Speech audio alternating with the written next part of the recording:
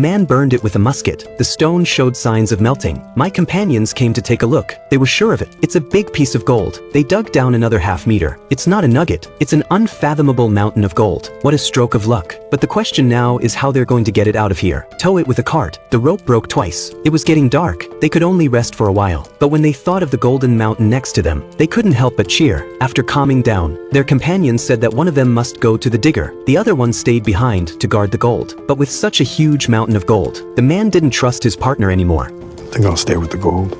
Sure? I'm sure.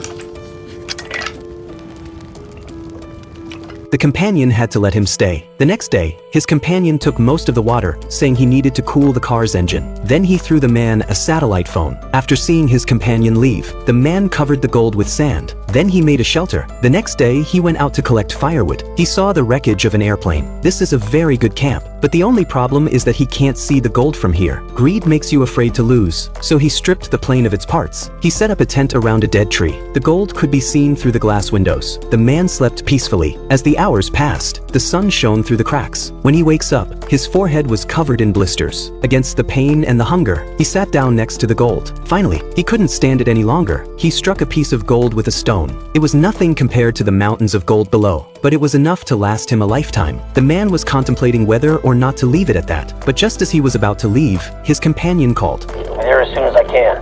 We'll have more than just a chunk.